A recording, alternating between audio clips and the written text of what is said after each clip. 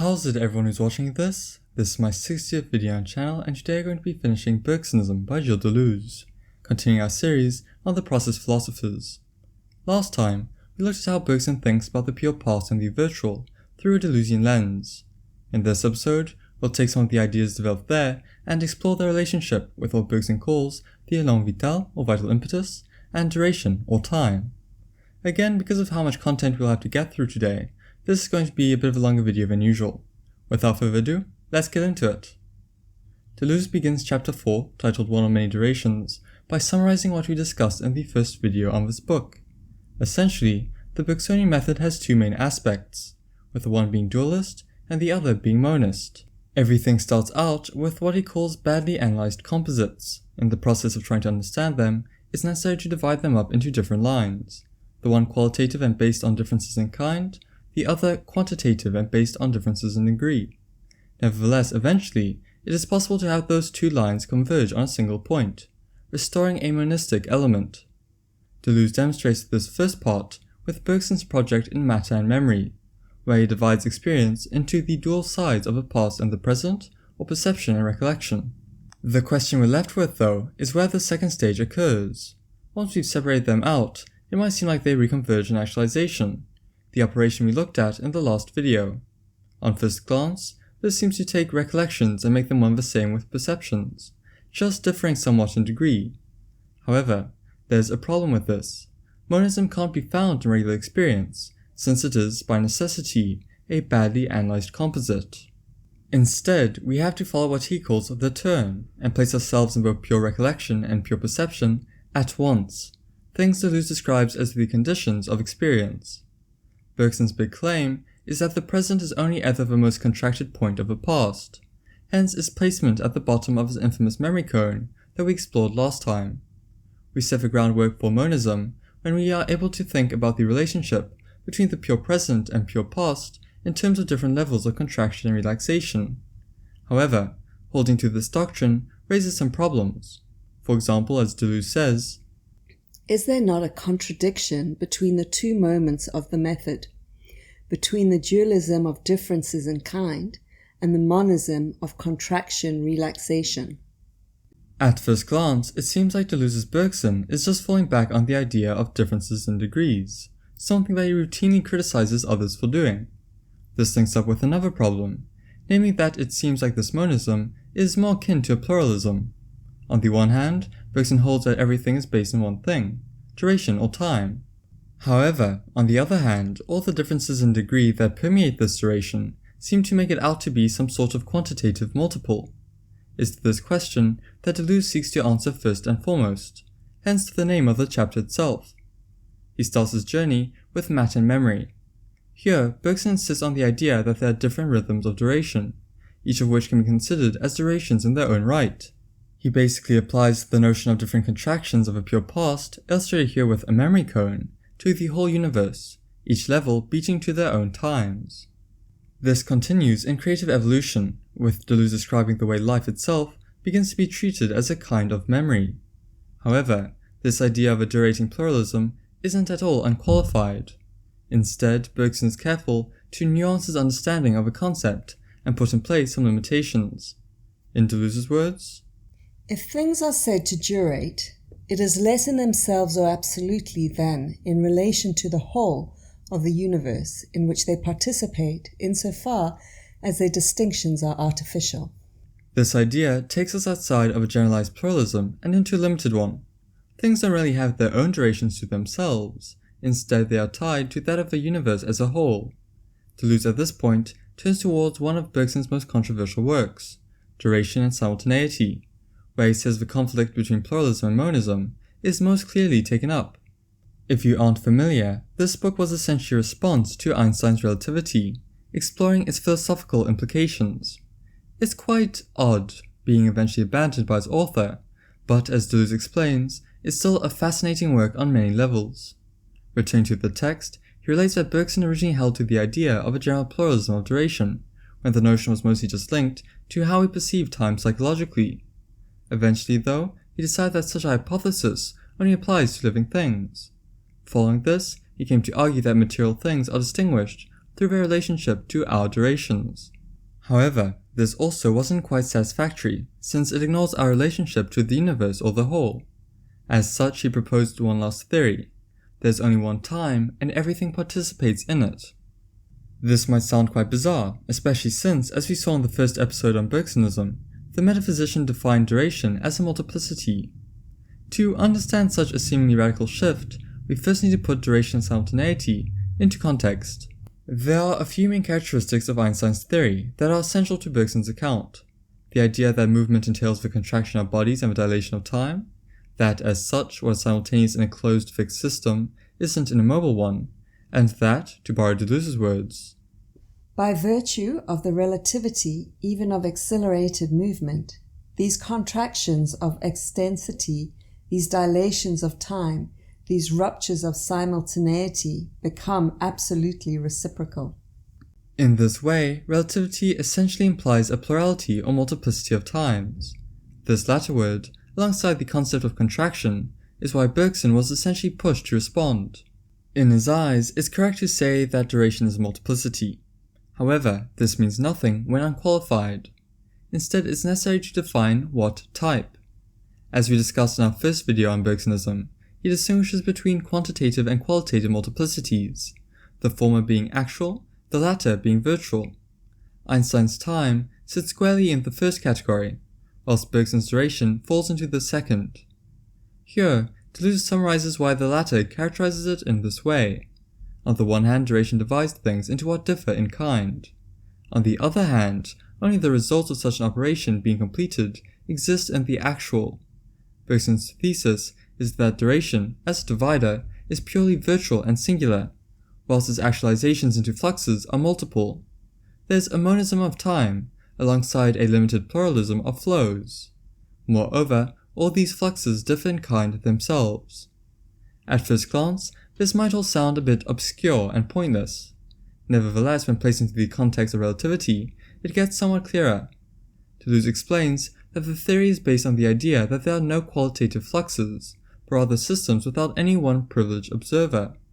One set of flows is not tied to a specific base system, but rather there's more of a network of reciprocal relationships. Deleuze tells us to accept this hypothesis, and Einstein's claim that there's a difference between two systems that he calls S and S apostrophe. The question this raises concerns the nature of his other time, with our author writing, it is not that of Peter in S, or that of Paul in S apostrophe, since, by hypothesis, these two times only differ quantitatively, and this difference is cancelled out when one takes them as systems of reference in turn. We might say that the other time in question is what Peter imagines Paul to be living. However, the Bergsonian contention is that nothing can be farther from the truth. Instead, the other time is a pure symbol or abstraction, something that is completely unlivable, since it creates a base system in the form of Peter's existence. Bergson's radical claim is that relativity in fact requires a temporal monism, even in spite of his supposed focus on pluralism. His critique of Einstein rests on the philosophical implications of his theory. In particular, he sees him as having confused the virtual and the actual, simply finding a new way of spatializing time that, despite its undeniable importance in science, fails to provide any metaphysical value. Once again, we come back to the problem of badly analyzed composites. However, Bergson does hold that combinations of the two can exist, but only according to a completely different principle. To demonstrate this, Deleuze examines expansion and contraction, two things that always coexist. We find matter at the extreme limit of the former, whilst duration involves the latter. No matter what, these exist relative to each other. Only the contracted can be expanded, and conversely, only the expanded can be contracted. As Deleuze states, this is why there is always extensity in our duration, and always duration in matter. When we perceive, we contract millions of vibrations into a felt quantity, but what we contract is matter, extension. Nothing can be expanded to the point of pure space, nor can something be contracted to the point of pure duration. Instead, the one operation bleeds into the other without fail. At this point, Deleuze tells us to return to Bergson's inverted memory cone, what is portrayed here. Each descending level represents a more and more contracted duration, until we arrive at S, the present and the most contracted point possible. When it comes to matter, this point of a cone represents our entrance into its least contracted form, that is to say, an infinitely relaxed and extended matter. It's through this duality that Bergson holds intelligence to have two correlative aspects, form and sense. At the end of the day, the faculty adapts and molds to matter. However, it can only do this by means of duration. Form corresponds to this adaptation, while sense deals with the aspect that allows it to master matter in its most contracted state. It's in this way that Deleuze describes intelligence as having its relationship to meaning severed by form. Intuition, like we talked about in our episode on an introduction to metaphysics by Bergson himself, is the tool that allows us to rediscover sense, which, despite its apparent absence, is always there, just hidden. Concluding the chapter, Deleuze writes, "There can only be a simultaneous genesis of matter and intelligence. One step for one step for the other. Intelligence is contracted in matter at the same time as matter is expanded in duration." It's with this that we arrive at the final chapter of Bergsonism, titled Élan Vital as Movement of Differentiation. In my eyes, this is probably the most important part of the work, especially since it basically sets the groundwork for a lot of the ideas Deleuze would explore in his doctoral thesis Difference and Repetition. He begins the chapter by laying out the main problem he wants to address, namely having moved from the notion of differences in kind, as discussed in our first episode on the book, towards the theory of contracted and expanded levels, like outlined in our second episode. Doesn't Bergson fall back onto the very notions of intensity and degrees that he sought to escape? Deleuze's goal here is basically to show that this tension between a monistic theory of levels and a dualist theory of differences is not at all contradictory. To this end, he directs us towards the many moments that make up a Bergsonian account, starting with pure dualism. Also known as the decomposition of composites, this step involves a turn from earlier. As the name suggests, we take badly analyzed composites and divide them across two lines. For example, duration is separated from space, memory from matter, and the past from the present. It's this that is shown here. The second moment of the Bergsonian procedure is called neutralized or balanced dualism. With this, we find that we can't just separate the two lines. Again, calling back to something outlined in the first episode we did on this work, Deleuze explains that it isn't enough to simply say that there is a difference in kind between them. This is because such differences can only exist on one line, the qualitative one. Its quantitative equivalent only deals with differences in degree. There is thus only a difference between differences. Nothing more, nothing less. As he says, "Duration, memory or spirit, is difference in kind in itself and for itself, and space or matter is difference in degree outside itself and for us." The third moment of a process is one of monism, where we reach difference with a capital D, also described as nature. Whilst dualism holds true for actual tendencies, that's to say actual lines, our monistic nature has everything coexist virtually. Degrees still exist here, but only potentially. Using distinctly Platonic phrasing, Deleuze recounts that this difference is not unlike the whole one, carrying parts and number in a virtual form. Linking back to our earlier look at relativity, there is one time, but many actual fluxes. However, this isn't the end of the story. Instead, he explains that we must add a fourth moment, that of dualism recovered, or better yet, generated. It's at this point that Bergson's infamous concept of the Élan Vital comes in, often caricatured as a type of mystical life force that underlies evolution. What Deleuze aims to do here is basically defend Bergson through a new reading of the concept, defining it first and foremost as a process of actualization that functions through division or dichotomy. For example, as shown here, life is split up across two lines, that of animals and that of plants. Next, the former is divided up by instinct and intelligence, which in turn can be divided further across multiple actual lines. In addition, the reason why it's called an élan, sometimes translated as an impetus, is because it's not caused from without, but rather constitutes an internal process. Moreover, this division doesn't just abandon one aspect for the other. On the contrary, each side, produced by what he now calls differentiation, carries the whole with it. In quite an eloquent passage, Deleuze explains this by saying, "There is a halo of intelligence in instinct, a hint of the animate in plants, and of the vegetable in animals. Differentiation is always the actualization of a virtuality that persists. With this, we drift into rather dangerous waters. Now we have two types of division, the one linked to pure dualism, the other linked to this new generated form. How can we distinguish between them? Basically, in the first case, what we separate is a badly analyzed composite. Our products might be pure matter and pure duration, for example. However, it's the totality that the second case takes up. That pure duration, taken as a visual whole, is actualized in two directions, the past and the present. Pure or reflexive dualism implies an act of decomposition, whilst genetic dualism is the result of differentiation. Here, Deleuze shifts gears in order to focus on the status of virtuality, which he immediately places at odds with the possible. There are two main reasons for this.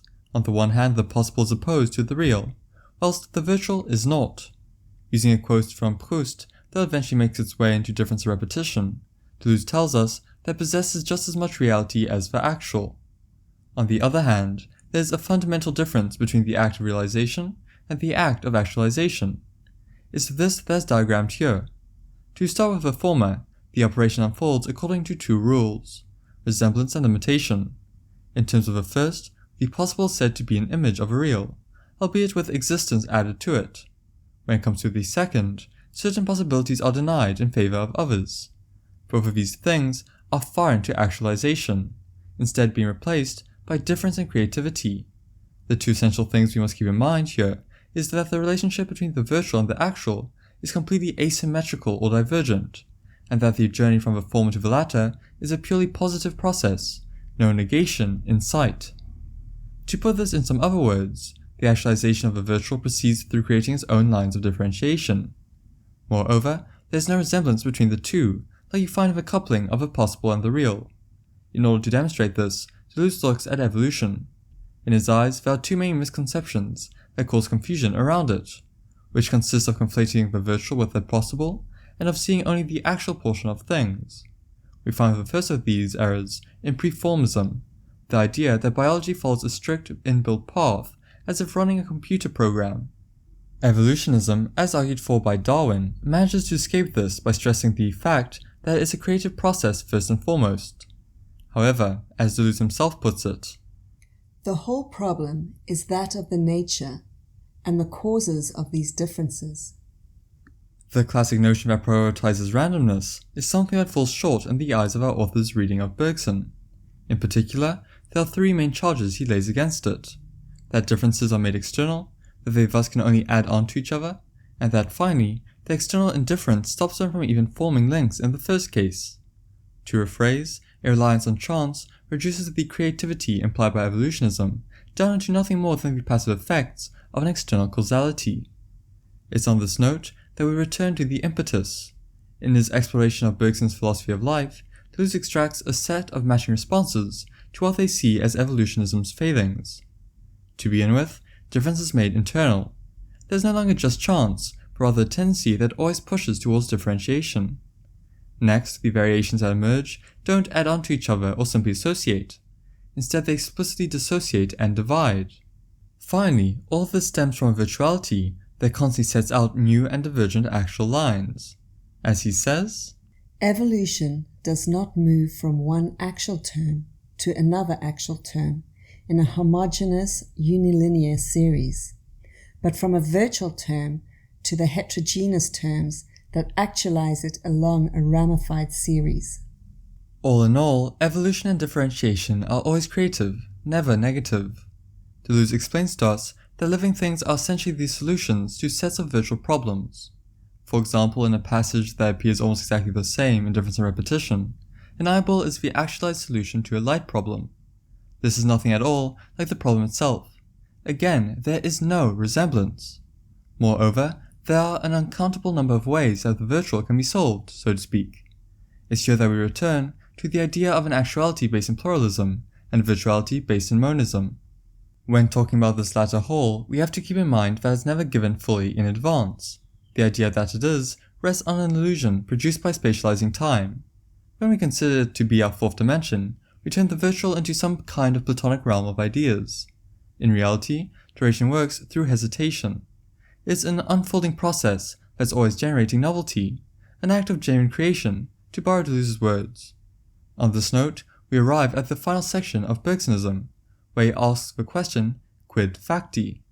To give some context, Deleuze says that duration and life are consciousness, memory, and freedom in principle, a turn of phrase that specifically invokes the virtual. The problem that we're faced with is how this virtuality is actualized into fact, the answer to which, as Bergson argues, lies in the idea that the élan vital only gets through on the line of humankind. In other words, it's only with us that the actual becomes adequate to the virtual. As Deleuze says, it could be said that man is capable of rediscovering all the levels, all the degrees of expansion and contraction that coexist in the virtual whole. With this, Deleuze essentially aims to sketch out how such a privileged position came to be. He finds his point of departure in the cerebral matter of the brain, which, as discussed in Chapter 1, works by producing an interval between an excitation and a response.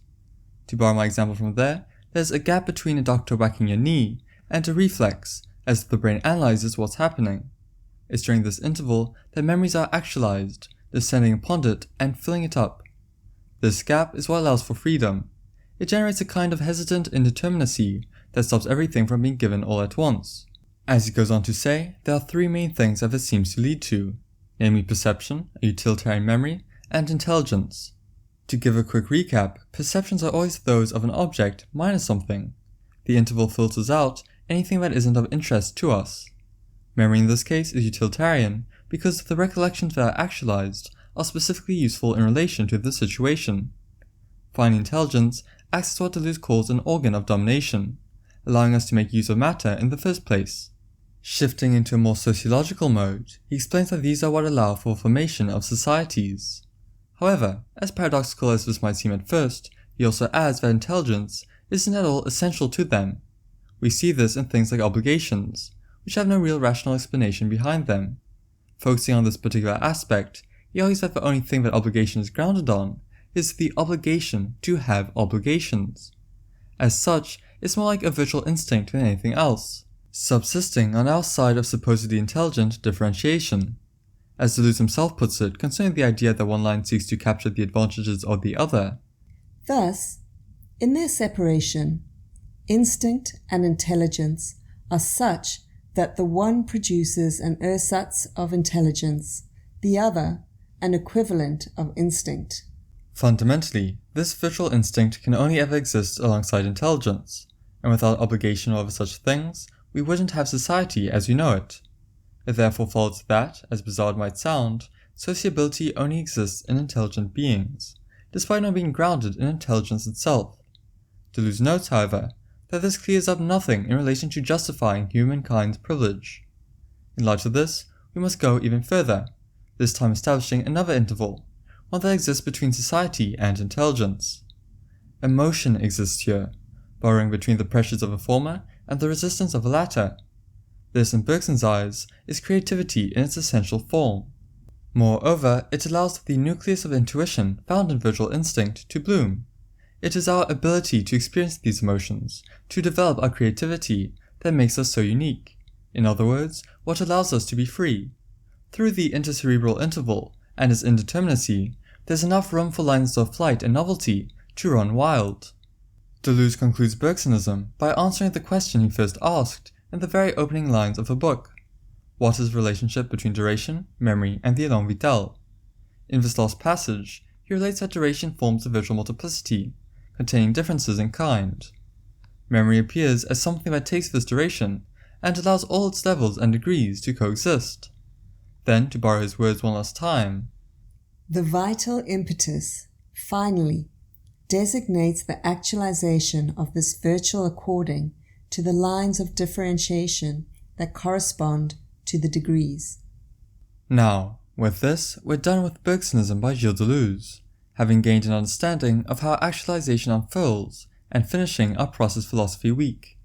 I truly hope you enjoyed or learned something, and if you feel I got anything wrong or wasn't as clear as I could have been, please do feel free to let me know in the comments so I can do better. Next time, we'll most likely be covering another book by Deleuze, titled Proust and Signs. Until then, bye!